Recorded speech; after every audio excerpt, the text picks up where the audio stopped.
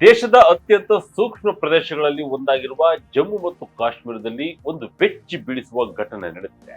ಇದೇನು ಭಯೋತ್ಪಾದಕರ ದಾಳಿಯಲ್ಲ, ಬದಲಿಗೆ ಹೈ ಸೆಕ್ಯೂರಿಟಿ ಇರಬೇಕಾದ ಬಾಲಾಪರಾಧಿಗಳ ವೀಕ್ಷಣಾ ಗೃಹದಿಂದಲೇ ಮೂವರು ಖತರ್ನಾಕ್ ಕೈದಿಗಳು ಸಿನಿಮೀಯ ರೀತಿಯಲ್ಲಿ ಎಸ್ಕೇಪ್ ಆಗಿದ್ದಾರೆ. ಅದರಲ್ಲೂ ಇಬ್ಬರು ಪಾಕಿಸ್ತಾನಿ ಪ್ರಜೆಗಳು ಅನ್ನೋದು ಆತಂಕವನ್ನ ಮತ್ತಷ್ಟು ಹೆಚ್ಚಿಸಿದೆ. ಜುವೆನಲ್ ಹೋಮ್ಗೆ ಕಾವಲಿದ್ದ ಪೊಲೀಸರ ಮೇಲೆಯೇ ಗುಂಡಿನ ದಾಳಿ ನಡೆಸಿ ಗಾಯಗೊಳಿಸಿ ನಂತರ ಗನ್ ಪಾಯಿಂಟ್ ನಲ್ಲಿ ಬೈಕ್ ಕದ್ದು ಪರಾರಿಯಾಗಿದ್ದಾರೆ.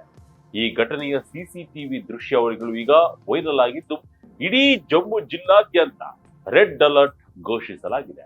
ಹಾಗಾದ್ರೆ ಈ ಘಟನೆ ನಡೆದಿದ್ದು ಹೇಗೆ? ಪರಾರಿಯಾದ ಆ ಕೈದಿಗಳು ಯಾರು? ಜೈಲಿನೊಳಗೆ ಗನ್ ಬಂದಿದ್ದು ಹೇಗೆ? ಪೊಲೀಸರ ಮುಂದಿರುವ ಸವಾಲುಗಳೇನು? ಬನ್ನಿ ವಿಡಿಯೋದಲ್ಲಿ ಡೀಟೇಲ್ ಆಗಿ ನೋಡೋಣ. ಇದು ವಿಜಯ ಕರ್ನಾಟಕ ಡಿಜಿಟಲ್ ವಾಹಿನಿ. ನಾನು ನಿಮ್ಮ ಶಂಕರ ಹೆತ್ತು.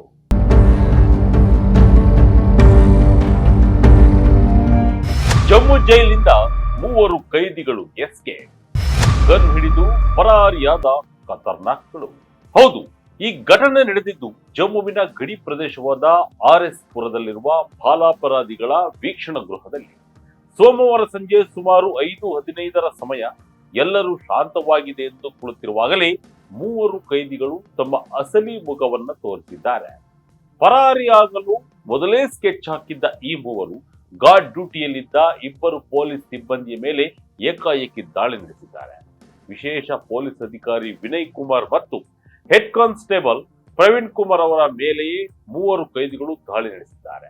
ಈ ಗಲಾಟೆ ನಡೆಯುತ್ತಿದ್ದಂತೆ ಕೈದಿಗಳಲ್ಲೊಬ್ಬ ತನ್ನ ಬಳಿ ಅಡಗಿಸಿಟ್ಟಿದ್ದ ಗನ್ ತೆಗೆದು ಭದ್ರತಾ ಸಿಬ್ಬಂದಿ ಕಡೆಗೆ ಗುರಿಯಿಟ್ಟು ಗುಂಡು ಹಾರಿಸಿದ್ದಾರೆ. ಈ ಭಯಾನಕ ದೃಶ್ಯಗಳು ಅಲ್ಲಿದ್ದ ಸಿಸಿಟಿವಿ ಕ್ಯಾಮೆರಾದಲ್ಲಿ ಸೆರೆಯಾಗಿವೆ. ದಾಳಿಯಿಂದ ತೀವ್ರವಾಗಿ ಗಾಯಗೊಂಡ ಇಬ್ಬರು ಪೊಲೀಸ್ ಸಿಬ್ಬಂದಿಯನ್ನ ತಕ್ಷಣವೇ ಆಸ್ಪತ್ರೆಗೆ ದಾಖಲಿಸಲಾಗಿದ್ದು ಸದ್ಯ ಅವರು ಚಿಕಿತ್ಸೆ ಪಡೆಯುತ್ತಿದ್ದಾರೆ. ಜುವೆನಲ್ ಹೋಮ್ನಿಂದ ಯಾರೆಲ್ಲ ಪರಾರಿ? ಒಬ್ಬ ಲೋಕಲ್ ರೌಡಿ, ಇಬ್ಬರು ಪಾಕಿಸ್ತಾನಿಗಳು ಎಸ್ಕೇಪ್. ಈಗ ಎಲ್ಲರಲ್ಲೂ ಮೂಡಿರುವ ಪ್ರಶ್ನೆ, ಇಷ್ಟೊಂದು ಧೈರ್ಯ ಮಾಡಿ ಪರಾರಿಯಾದ ಆ ಮೂವರು ಯಾರು ಅಂತ. ಪೊಲೀಸರು ನೀಡಿರುವ ಮಾಹಿತಿ ಪ್ರಕಾರ ಮೊದಲನೇವನು ಕರ್ಜಿತ್ ಸಿಂಗ್ ಅಲಿಯಸ್ ಗುಗ್ಗ. ಇವನು RS ಪುರದ ಡಬ್ಲೆಹರ್ ನಿವಾಸಿಯಾಗಿದ್ದು ಸ್ಥಳೀಯ ಕೌಪ್ ಗ್ಯಾಂಗ್ ನ ಮೆಂಬರ್ ಎನ್ನಲಾಗಿದೆ. ಈತ RS ಪುರ ಪ್ರದೇಶದಲ್ಲಿ ದರೋಡೆ ಮತ್ತು ಗ್ಯಾಂಗ್ಗೆ ಸಂಬಂಧಿಸಿದ ವ್ಯವಸ್ಥಿತ ಅಪರಾಧ ಪ್ರಕರಣಗಳಲ್ಲಿ ಭಾಗಿಯಾಗಿದ್ದೆಂದು ಹೇಳಲಾಗಿದೆ. ಇನ್ನುಳಿದ ಇಬ್ಬರು ಪಾಕಿಸ್ತಾನಿ ಪ್ರಜೆಗಳು. ಒಬ್ಬನ ಹೆಸರು ಮೊಹಮ್ಮದ್ ಸುನಾವುಲ್ಲಾ, ಈತ POKಯ ಮುಜಾಫರ್ಬಾದ್ನವನಾಗಿದ್ದು ಮತ್ತೊಬ್ಬನ ಹೆಸರು ಅಹಾನ್ ಅನ್ಸರ್, ಈತ ಪಾಕಿಸ್ತಾನದ ಪಂಜಾಬ್ನ ನಂಕನ್ ಸಾಹೇಬ್ ಮೂಲದವನಾಗಿದ್ದಾನೆ. ಮೂಲಗಳ ಪ್ರಕಾರ ಈ ಇಬ್ಬರು ಪಾಕಿಸ್ತಾನಿ ಯುವಕರು ಆಕಸ್ಮಿಕವಾಗಿ ಗಡಿದಾಟಿ ಭಾರತದೊಳಗೆ ಬಂದಿದ್ದಾಗ ಸಿಕ್ಕಿ ಬಿದ್ದಿದ್ದರು ಎನ್ನಲಾಗಿದೆ. ಇವರಿಗೆ ಉಗ್ರಗಾಮಿ ಸಂಘಟನೆಗಳ ಲಿಂಕ್ ಇಲ್ಲ ಎನ್ನಲಾಗಿದೆ. ಇವರಿಬ್ಬರನ್ನು ವಿದೇಶಿಗರ ಕಾಯ್ದೆ ಹಾಗೂ ಪಾಸ್ಪೋರ್ಟ್ ಕಾಯ್ದೆಯಲ್ಲಿ ವಶಕ್ಕೆ ಪಡೆಯಲಾಗಿದೆ. ಆದರೂ ಪಾಕಿಸ್ತಾನಿ ಪ್ರಜೆಗಳು ಈ ರೀತಿ ಪರಾರಿಯಾಗಿರುವುದು ಭದ್ರತಾ ದೃಷ್ಟಿಯಿಂದ ದೊಡ್ಡ ತಲೆನೋವಾಗಿದೆ. ಅದರಲ್ಲೂ ಜುವೆನಲ್ ಹೋಮ್ನಿಂದ ಹೊರಬಂದ ತಕ್ಷಣ ಈ ಮೂವರ ಗ್ಯಾಂಗ್ ಸುಮ್ಮನಾಗಲಿಲ್ಲ.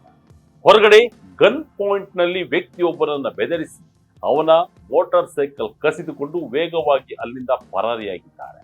ಈ ಸುದ್ದಿ ತಿಳಿಯುತ್ತಿದ್ದಂತೆ ಇಡೀ ಪೊಲೀಸ್ ವ್ಯವಸ್ಥೆಯೇ ಅಲರ್ಟ್ ಆಗಿದೆ. ಜುವೆನಲ್ ಹೋಮ್ನೊಳಗೆ ಗನ್ ಬಂದಿದ್ದ ಹೇಗೆ? ಗಂಭೀರ ಪ್ರಶ್ನೆಗಳನ್ನು ಎತ್ತಿದ ಮಾಜಿ DGP. ಇನ್ನು ಈ ಇಡೀ ಕೇಸ್ ಹಲವು ಗಂಭೀರ ಪ್ರಶ್ನೆಗಳನ್ನ ಹುಟ್ಟುಹಾಕಿದೆ. ಅತ್ಯಂತ ಪ್ರಮುಖವಾದ ಪ್ರಶ್ನೆ ಅಂದ್ರೆ, ಜುವೆನಲ್ ಹೋಮ್ ಒಳಗೆ ದೇಶ ನಿರ್ಮಿತ ಪಿಸ್ತೂಲ್ ಬಂದಿದ್ದು ಹೇಗೆ? ಇದರ ಹಿಂದೆ ಹೊರಗಿನವರ ಸಹಾಯ ಇದೆಯಾ ಅಥವಾ ಇದು ವ್ಯವಸ್ಥೆಯೊಳಗಿನದ್ದೇ ದೊಡ್ಡ ವೈಫಲ್ಯವೇ ಎಂದು ಪೊಲೀಸರು ತನಿಖೆ ನಡೆಸ್ತಾ ಇದ್ದಾರೆ. ಈ ಘಟನೆಯಲ್ಲಿ ಇನ್ನೂ ದೊಡ್ಡ ಲೋಪ ಎದ್ದು ಕಾಣ್ತಾ ಇದೆ. ಈ ಮೂವರನ್ನು ಬಾಲಾಪರಾಧಿಗಳ ವೀಕ್ಷಣಾಲಯದಲ್ಲಿ ಇಡಲಾಗಿದ್ದು, ಆದರೆ ಇವರು ಈಗ ಬಾಲಾಪರಾಧಿಗಳಲ್ಲ. ವರದಿಗಳ ಪ್ರಕಾರ ಇವರಲ್ಲಿ ಇಬ್ಬರಿಗೆ 19 ವರ್ಷ ದಾಟಿದ್ದರೆ ಇನ್ನೊಬ್ಬನಿಗೆ 21 ವರ್ಷ ದಾಟಿದೆ. ಅವರನ್ನ ಬಂಧಿಸಿ ಕೇಂದ್ರಕ್ಕೆ ಕರೆತಂದಾಗ ಅಪ್ರಾಪ್ತರಾಗಿದ್ದರು, ಆದರೆ ಈಗ ವಯಸ್ಸಾಗಿದ್ದಾರೆ. ಈ ಬಗ್ಗೆ ಜಮ್ಮು ಮತ್ತು ಕಾಶ್ಮೀರದ ಮಾಜಿ DGP SP ವೈದ್ ಕೂಡ ಪ್ರಶ್ನೆ ಎತ್ತಿದ್ದಾರೆ. ಇವರು ಅಪ್ರಾಪ್ತರಲ್ಲ, ಇವರು ವಯಸ್ಕರ ಜೈಲಿಗೆ ಶಿಫ್ಟ್ ಮಾಡಬೇಕಾಗಿತ್ತು. ಬಾಲಾಪರಾಧಿಗಳ ವೀಕ್ಷಣಾ ವಲಯಗಳು ಜುವೆನೈಲ್ ಜಸ್ಟಿಸ್ ಬೋರ್ಡ್ ಅಡಿಯಲ್ಲಿ ಬರುತ್ತವೆ ಮತ್ತು ಪೊಲೀಸರು ಒಳಗೆ ಹೋಗಬೇಕೆಂದರೂ ಅನುಮತಿ ನೀಡಬೇಕು. ಈ ಲೋಪದ ಲಾಭ ಪಡೆದು ಒಬ್ಬ ಕೈದಿ ಕಟ್ಟ ಅಂದ್ರೆ ದೇಶಿ ಪಿಸ್ತೂಲ್ ತರಿಸಿಕೊಂಡು ಎಸ್ಕೇಪ್ ಆಗಿದ್ದಾರೆ ಎಂದು ಅವರು ಟ್ವೀಟ್ ಮಾಡಿದ್ದಾರೆ. ಇದು ವ್ಯವಸ್ಥೆಯ ಲೋಪವನ್ನ ಎತ್ತಿ ತೋರ್ತಾ ಇದೆ. ಹೈ ಅಲರ್ಟ್, ಗಡಿ ಬಂದ್, ಎಲ್ಲೆಲ್ಲೂ ಚೆಕ್ ಪೋಸ್ಟ್. ಪರಾರಿಯಾದವರಿಗಾಗಿ ನಡೆಯುತ್ತಿದೆ ಭಾರಿ ಶೋಧ. ಸದ್ಯ ಜಮ್ಮು ಪೊಲೀಸರು ಈ ಪ್ರಕರಣವನ್ನ ಅತ್ಯಂತ ಗಂಭೀರವಾಗಿ ಪರಿಗಣಿಸಿದ್ದಾರೆ. ಹಿರಿಯ ಅಧಿಕಾರಿಗಳಾದ ಡಿಜಿಪಿ ನಳಿನ್ ಪ್ರಭಾತ್ ಮತ್ತು ಐಜಿ ಭೀಮ್ಸೇನ್ ತುಟಿ ಘಟನಾ ಸ್ಥಳಕ್ಕೆ ಭೇಟಿ ನೀಡಿ ಪರಿಶೀಲನೆ ನಡೆಸಿದ್ದಾರೆ. ವಿಶೇಷ ತಂಡಗಳನ್ನು ರಚಿಸಿ ಜಮ್ಮು ಜಿಲ್ಲಾದ್ಯಂತ ಹಲವು ಕಡೆಗಳಲ್ಲಿ ದಾಳಿಗಳನ್ನು ನಡೆಸಲಾಗ್ತಾ ಇದೆ. RS ಪುರ ಗಡಿ ಪ್ರದೇಶ ಆಗಿರುವುದರಿಂದ ಗಡಿಯಲ್ಲಿ ಹೈ ಅಲರ್ಟ್ ಘೋಷಿಸಲಾಗಿದೆ. ಕೆಲವೇ ಮೀಟರ್ ದೂರದಲ್ಲಿ ಭಾರತ ಹಾಗೂ ಪಾಕಿಸ್ತಾನದ ಗಡಿ ಇದೆ. ಈ ಮೂವರು ರಾಷ್ಟ್ರೀಯ ಹೆದ್ದಾರಿ ಮೂಲಕ ಬೇರೆ ರಾಜ್ಯಗಳಿಗೆ ಅಥವಾ ಗಡಿದಾಟಿ ಪಾಕಿಸ್ತಾನಕ್ಕೆ ಪರಾರಿಯಾಗುವ ಸಾಧ್ಯತೆ ಇದೆ. ಹೀಗಾಗಿ ಸಾಂಬಾ ಜಿಲ್ಲೆಗೆ ಹೋಗುವ ಎಲ್ಲಾ ಮಾರ್ಗಗಳಲ್ಲಿ ವಿಶೇಷ ಚೆಕ್ ಪೋಸ್ಟ್ ಗಳನ್ನು ಸ್ಥಾಪಿಸಿ ಕಟ್ಟೆಚ್ಚರ ವಹಿಸಲಾಗಿದೆ. ಜೊತೆಗೆ ಭದ್ರತಾ ಲೋಪದ ಹಿನ್ನೆಲೆಯಲ್ಲಿ ವೀಕ್ಷಣಾ ವಲಯದಲ್ಲಿದ್ದ 6 ಪೊಲೀಸ್ ಸಿಬ್ಬಂದಿಯನ್ನ ಅಮಾನತುಗೊಳಿಸಲಾಗಿದೆ. ಇನ್ನು ಪೊಲೀಸರು ಈಗಾಗಲೇ FIR ದಾಖಲಿಸಿಕೊಂಡಿದ್ದು, ಭಾರತೀಯ ನ್ಯಾಯ ಸಂಹಿತೆಯಡಿ ಕೊಲೆ ಯತ್ನ, ಸರ್ಕಾರಿ ನೌಕರರ ಮೇಲೆ ಹಲ್ಲೆ, ಕಾನೂನು ಬಂಧನದಿಂದ ತಪ್ಪಿಸಿಕೊಳ್ಳುವುದು, ಸಂಘಟಿತ ಅಪರಾಧ ಮತ್ತು ಸಶಸ್ತ್ರ ಕಾಯ್ದೆಯಡಿ ಪ್ರಕರಣ ದಾಖಲಿಸಿದ್ದಾರೆ. ವಿಧಿವಿಜ್ಞಾನ ಪ್ರಯೋಗಾಲಯದ ತಂಡ ಕೂಡ ತನಿಖೆಯಲ್ಲಿ ಭಾಗಿಯಾಗಿದೆ. ಆದರೆ 16 ಗಂಟೆ ಕಳೆದರೂ ಆರೋಪಿಗಳು ಇನ್ನೂ ಪತ್ತೆಯಾಗಿಲ್ಲ. ಇದು ಆತಂಕಕ್ಕೆ ಕಾರಣವಾಗಿದೆ. 1999ರ ಸನಾವುಲ್ಲಾ ಪ್ರಕರಣ ನೆನಪಿಸಿದ ಜೈಲ್ ಬ್ರೇಕ್. 11 ಪಾಕಿಗಳ ಜೊತೆ ಎಸ್ಕೇಪ್ ಆಗುವಾಗ ಸಿಕ್ಕಿದ್ದ ಸನಾವುಲ್ಲಾ. ಇನ್ನು ಈ ಜೈಲ್ ಬ್ರೇಕ್ ಘಟನೆಯ ಬೆನ್ನಲ್ಲೇ 1999ರಲ್ಲಿ ಸನಾವುಲ್ಲಾ ರಂಜಯ್ ಎಂಬಾತ ಕೋಟಾ ಬಲಾವಲ್ ಜೈಲಿನಿಂದ ಎಸ್ಕೇಪ್ ಆಗುವ ಪ್ರಯತ್ನ ನಡೆಸಿದ್ದು ಕೂಡ ಬೆಳಕಿಗೆ ಬಂದಿದೆ. ಸನಾವುಲ್ಲಾ ರಂಜಯ್ ತನ್ನ ನೇತೃತ್ವದಲ್ಲಿ 11 ಪಾಕಿಸ್ತಾನಿಗಳನ್ನ ಜೈಲಿನಿಂದ ಎಸ್ಕೇಪ್ ಮಾಡಿಸುವ ಪ್ರಯತ್ನ ನಡೆಸಿದ್ದ. ಜೈಲಿಗೆ ಸುರಂಗವನ್ನು ಕೊರೆದು ಎಸ್ಕೇಪ್ ಆಗಲು ಪ್ರಯತ್ನಿಸಿದರು. ಇನ್ನೇನು ಎಸ್ಕೇಪ್ ಆಗೇ ಬಿಟ್ಟರು ಎಂದುಕೊಂಡಾಗಲೇ CRPF ಜವಾನರ ಕೈಯಲ್ಲಿ ಸಿಕ್ಕಿ ಹಾಕಿಕೊಂಡಿದ್ದರು. ಕೇವಲ 5 ಅಡಿ ದೂರ ದಾಟಿದ್ದರೆ 11 ಜನರು ಕೂಡ ಜೈಲಿನಿಂದ ಎಸ್ಕೇಪ್ ಆಗುತ್ತಿದ್ದರು. ಆದರೆ CRPF ಯೋಧರ ಸಮಯ ಪ್ರಜ್ಞೆಯಿಂದ ದೊಡ್ಡ ಜೈಲ್ ಬ್ರೇಕ್ ವಿಫಲವಾಗಿತ್ತು.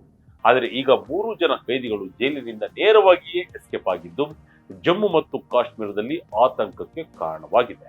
ಒಟ್ಟಿನಲ್ಲಿ ಈ ಘಟನೆ ಹಲವಾರು ಗಂಭೀರ ಪ್ರಶ್ನೆಗಳನ್ನ ಹುಟ್ಟುಹಾಕಿದೆ. ಅತ್ಯಂತ ಸೂಕ್ಷ್ಮ ಪ್ರದೇಶದಲ್ಲಿರುವ ಒಂದು ಕೇಂದ್ರದೊಳಗೆ ಪಿಸ್ತೂಲು ಬಂದಿದ್ದು ಹೇಗೆ? ಇದಕ್ಕೆ ಹೊರಗಿನಿಂದ ಯಾರಾದರೂ ಸಹಾಯ ಮಾಡಿದ್ದಾರಾ? ವಯಸ್ಕರಾದ ಕೈದಿಗಳನ್ನ ಬಾಲ ಮಂದಿರದಲ್ಲಿ ಇಟ್ಟಿರುವುದು ಎಷ್ಟು ಸರಿ? ಈ ಪ್ರಶ್ನೆಗಳಿಗೆ ಉತ್ತರ ಸಿಗಬೇಕಿದೆ. ಗಡಿ ಪ್ರದೇಶದಲ್ಲಿ ಈ ರೀತಿ ಪಾಕಿಸ್ತಾನಿ ಕೈದಿಗಳು ಪರಾರಿಯಾಗಿರುವುದು ರಾಷ್ಟ್ರೀಯ ಭದ್ರತೆಯ ದೃಷ್ಟಿಯಿಂದಲೂ ಅತ್ಯಂತ ಕಳವಳಕಾರಿಯಾದ ವಿಷಯ. ಈ 3 ಕೈದಿಗಳು ಸ್ಥಳೀಯ ಗ್ಯಾಂಗ್ಸ್ಟರ್ಗಳ ಜೊತೆ ಸೇರಿ ಅಡಗಿದ್ದಾರಾ ಅಥವಾ ಗಡಿ ದಾಟಲು ಪ್ರಯತ್ನಿಸುತ್ತಿದ್ದಾರಾ ಅನ್ನೋದು ಸದ್ಯಕ್ಕಿರುವ ದೊಡ್ಡ ಪ್ರಶ್ನೆಯಾಗಿದೆ. ಇದಾಗಿತ್ತು ಈ ಕ್ಷಣದ ಇಂಟ್ರೆಸ್ಟಿಂಗ್ ಸ್ಟೋರಿ. ಇದೇ ರೀತಿಯ ಸ್ಟೋರಿಗಾಗಿ Vijaya Karnataka website, YouTube page, Facebook page follow ಮಾಡ್ತಾ ಇರಿ. ಧನ್ಯವಾದ.